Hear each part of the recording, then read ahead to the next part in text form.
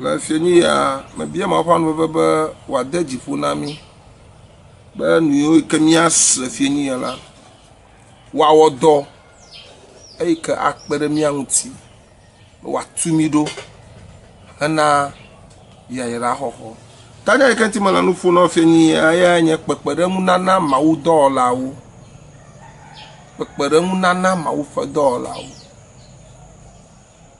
nkata le wana pepere ma wo do lawo la demi die jesi krabe ma wo do lawo la wonya doto he ola ala mi kona ko ba ma de ke ihe mejibe ya le koji o mejibe ya le yi o mejibe ya le penny o mejibe ya kokpo o mejibe ya kwati are ko yo ro ko be ma wo do la nkata wo na pepere nwi da o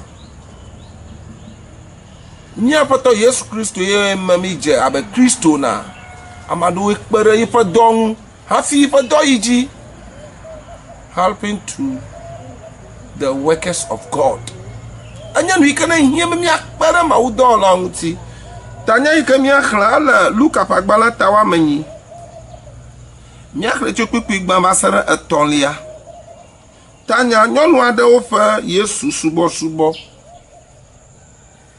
nyonu ade wo fa Yesu subo eye wo va va mala esia magbeve la bana ayi dato duawo kple kɔƒewo me hele mawu fiaɖuƒe nyanyue gblɔm fia eye ame 12 wo le eŋu kple nyɔnu aɖewo ame siwo de tso gbɔgbɔvɔwo kple dɔlélewo me Maria si woyɔna be Magdalene ame si me gbɔgbɔvɔ 7 dogo le kple Yohana Kuza si nye Herodes ƒe nyɔnuvi la srɔ̃ kple Suzana kple ame bubu geɖe siwo tsɔ woƒe nuwo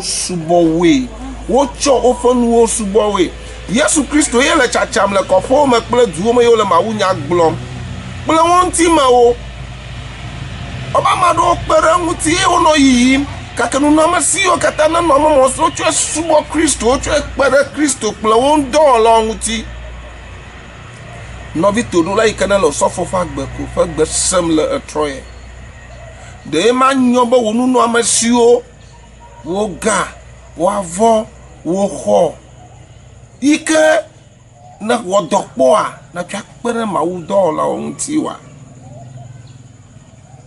yayra geɖe le eyawo me eyi ke nyɔnu ma menɔ vidzim le Susa ema yi mea Bibla be yi ke kpe ɖe Elijah ŋuti ebe ƒalewo fe ne metrɔ gbɔ la evia afa vi le xɔme nɔ egbe miame ɖo mi le gbedodoɖo aɖewo dom ɖa miame ɖo mi le nanewo di gake nusua ɖe ke nawɔ ne mawu ƒe ame la awɔe be nu yi ke dim ne le la nakpɔe megagblɔ gake nu yiwo dim ne le la menye fasting gbogbo aɖe ke menye nutsitsidɔ aɖe ke menye all night aɖe ke menye nane ke gake nu nyui sue aɖe yi ke nawɔ ne mawu ƒe ame aɖe la Bibla be yi ƒe yayra matsi ŋti o nye mama Sarah ede Abraham dzidzi hafi ne vidzidzi na va Bibla be mawudɔla va gblɔ na Abraham be ɖe Abraham nu ye ne srɔ̃wò ɖa nu me ɖu ta eƒaliwo ƒea eɖi kokoe na Abraham gake game Isaac va dzɔ tso nɔvinye toɖola yi ke le etodzi le etrɔ le ƒenyigba TV dzi sɔfo agbekodo ma gblɔ nɔ le fienyi etrɔ ye be ɖe Suzana hã wɔe wokpe ɖe Yesu ŋutɔ ŋuti wokpe ɖe dɔwɔlawo ŋuti wo hã le klaɖoa alo tɔwoe nye bena mo dzɔga be sɔfowo le yewoƒe gaxɔ ɖuɖu ma zinenie ne kpe ɖe ame ɖe ŋuti be ne xɔ no wòaɖo ʋutete no ava yi kaka mawu ƒe nya zinenie ne wɔe be yeakpe ɖe ame ŋuti be yeado ŋusẽ ebi míaƒe Kristo hã yewo me mi le tɔtɔntɔ kra nenye be wòva be míadzɔga eye míaƒle nanewo da ɖe xɔ me axe dzofe akpa zikpui kple tɔ kple machine ke míetɔ mi nɔ wɔ ɖu ɖe dzia ezu dɔ gake Yesu Kristoa ekpe ɖe amewo ŋuti eye le nuwuwua amewo subɔ kple woƒe nunɔamesiwo mawudɔlawo le wole vovovovovovo Ameɖewo nye mawunya kakalawo ayi ɖe gbechi. Ameɖewo nye mawunya gblɔlawo. Ameɖewo nye hadzi. Enu vovovovovo yi edzi le mawu ƒe dɔwɔwɔwo me. Le etrɔ gaƒoƒo ye ma. Bedi ma gblɔ na wo be kpekpeɖeŋu nana mawu ƒe amewoa ehie. Ne mi xlẽ Roma ƒe agbalẽ, Romatɔwo ƒe agbalẽ eta 14, eta 9 ame aɖewoe le nya la gblɔ ge hafi woadze si Kristu o. Ame aɖewoe le nya la gblɔ ge hafi woaxɔ ade me. Ame aɖewoe le nya la gblɔ ge hafi gɔmesese nava. Kpukpuwoe ne gbɔgblɔ be azɔ aleke woayɔ ame si dzi womexɔ se o la maha. Aleke woaxɔ ame si ŋutinya womese kpɔ la dzi ase maha. No mo se kpɔ o de aleke woga se o. Elabe ame aɖe na gblɔe nɔ yenye mawunya kakalawo. Nyewoe le gblɔ ge nɔ. Ke aleke woase nya ne nyanyuie gbeƒãɖela aɖeke mele wo si o maha. Aleke woase ne gbeƒãɖela aɖeke meli o. Ke aleke woaɖe gbeƒã ne womedɔ wo ɖa hafi maha. Ne womedɔ mawunyagblɔlawo ɖe, leke ame ɖe ase o. Metso nute kpɔ. Ne mafɔto gã. Ale be ame aɖe na dɔm axe vuɖo fe. Ame aɖe na dɔ ame aɖe be ame aɖe nakɔ yi ne ame aɖe. Do ye wo la mete yi gaba igble o. Ame aɖe le yi gele be wòayi ava ƒo nu tso Kristo ŋuti. Romatɔwo ƒe agbalẽ eta 14 va se ɖe 15. Romans chapter 10 verse 14 to 15. How can they hear if they are not sent?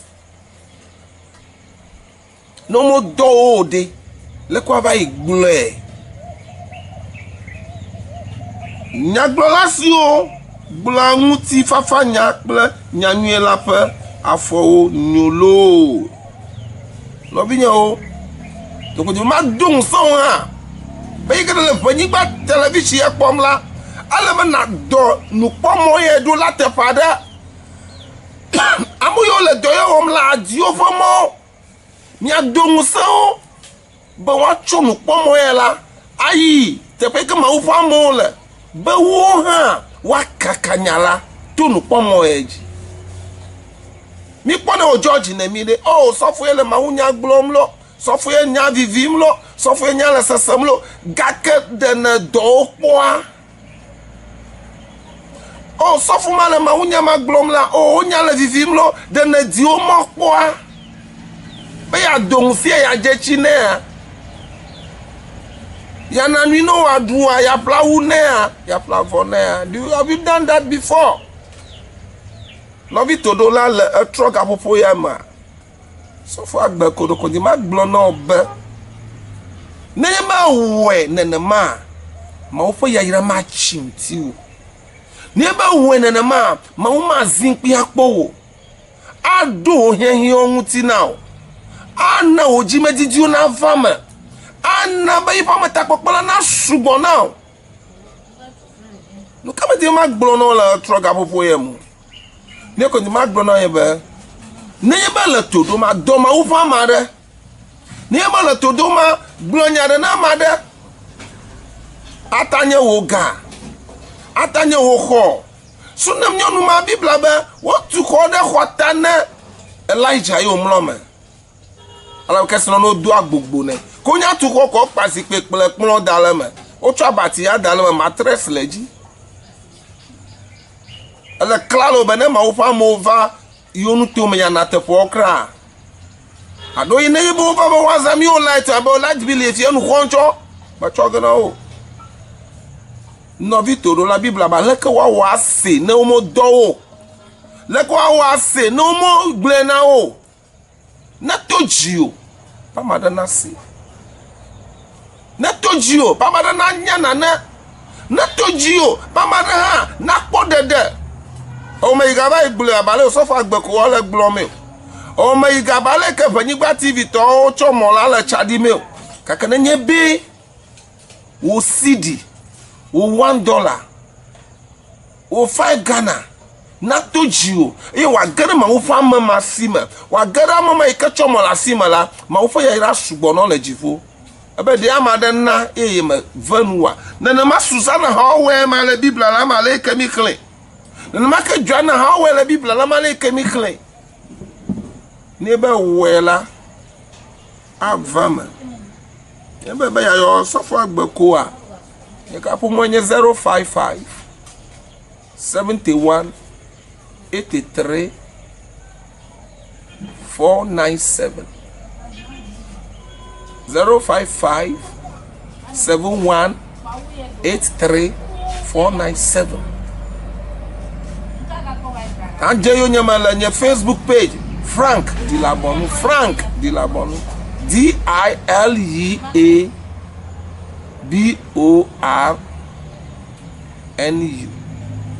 no vinya mauna yira no adon so manya banya la dejigbo no wa made nyaya na naba made na podoyo nyama na pokatutu amade fama no na subone ma vabe ma gbon no be bere ma ufa maranti do ma ufa marerura na be ma ufa mare na pojijo na konu mo fa mada nan webe jinajwe de tieni angude mi ye ko ojide gaka agayo me bia ma fo yayira no bia ma fo gbasoso no bia ma fo ma gbono no ba goma sesama na odo e wa parenti o ipo no vala na subo e wa dedepe alawo hoho yida woji alomaga kuo doye la sole ma de ho wa fi la vani gba pon kaka still yiji na no won